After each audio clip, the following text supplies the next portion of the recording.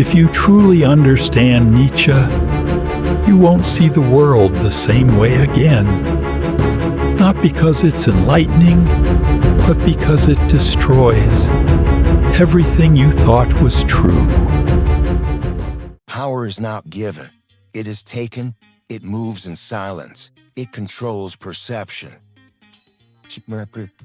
Psychology of power. Master the mind. Control the game. The interruption. Stop.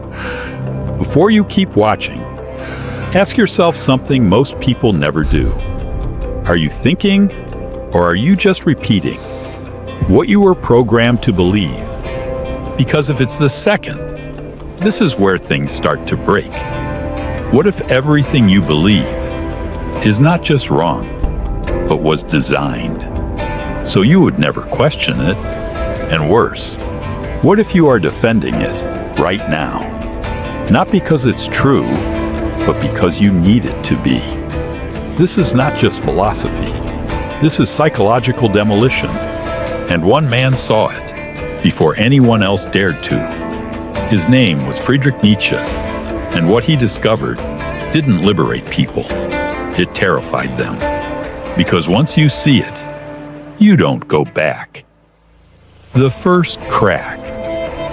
What kind of mind turns against everything it was taught? Nietzsche wasn't born outside the system.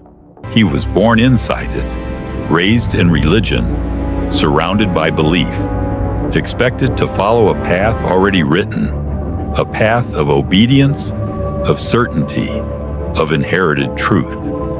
But something didn't fit. Not at first in a dramatic way, not as rebellion, but as discomfort. A quiet, persistent contradiction. Because he noticed something most people ignore. People talked about truth, but lived in illusion. They spoke about morality, but acted from fear. They claimed certainty, but avoided questioning. And that's where it begins, not with answers, but with a fracture, a subtle realization. Something is wrong. And once that thought appears, it doesn't leave. The dangerous question. Most people never question their foundation. Because questioning is not neutral. It has a cost. If your beliefs are wrong, what else collapses with them? Your identity? Your purpose? Your sense of control? This is why people defend ideas they've never truly examined. Because those ideas are not just ideas. They are psychological anchors. Remove them, and the mind begins to drift. Nietzsche understood this, and instead of stopping, he went deeper. The break from reality. Influenced by thinkers like Arthur Schopenhauer, Nietzsche encountered a disturbing possibility. What if reality is not rational? What if beneath logic, beneath morality, beneath conscious thought, there is something else? Something primal, something chaotic, something driven not by reason, but by force, impulse, instinct, power. And suddenly, the world no longer feels stable. Because if reality itself is not built on reason, then everything constructed on top of it is fragile. Truth becomes uncertain. Meaning becomes negotiable. And certainty begins to dissolve. The most dangerous idea. Then came the statement that would echo through history. God is dead, not as an insult, not as rebellion, but as a diagnosis. Nietzsche wasn't celebrating. He was warning, because God was not just religion. It was structure. It was the foundation of meaning, the source of morality, the justification for purpose. And if that foundation collapses, what replaces it? Nothing. A void. And most people cannot face a void. The void. Imagine waking up and realizing there is no ultimate meaning, no absolute truth, no universal purpose guiding everything. What happens then? At first, freedom, but quickly, something else, disorientation, anxiety, fear. Because without structure, the human mind struggles. It looks for something to hold on to, and when it doesn't find it, it creates it. Illusions, distractions, comfort systems. Because the alternative is unbearable. This is nihilism, not just a philosophy, but a psychological state. The realization that nothing inherently matters. And most people don't overcome it. They escape it. Escape mechanisms. Look around, endless scrolling, constant distraction, noise without meaning, people filling every moment so they never have to confront silence. Because silence still have chaos in reveals, oneself to be able to give birth and to what a it dancing reveals star. is uncomfortable. Nietzsche saw this long before the modern world. He understood that people don't want truth. They want stability, even if it's false, especially if it's false. The herd Nietzsche called it the herd, not as an insult, but as an observation. Most people don't create values. They inherit them from culture, from family, from society. They adopt beliefs, not because they are true, but because they are accepted. And once accepted, they are defended, not logically, emotionally, because belonging feels safer than truth, and independence has a cost. Isolation, judgment, uncertainty. So the majority chooses comfort over awareness. Morality redefined.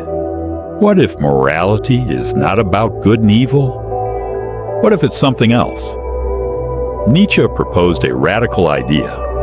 Morality is a system of control, created over time to regulate behavior, to limit power, to maintain order, through guilt, through shame, through social pressure. What is considered good is often what maintains stability.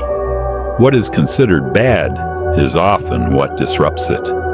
And once you see that, morality stops being absolute. It becomes strategic. The individual. So what happens when someone refuses the herd? When they reject inherited values? When they decide to create their own?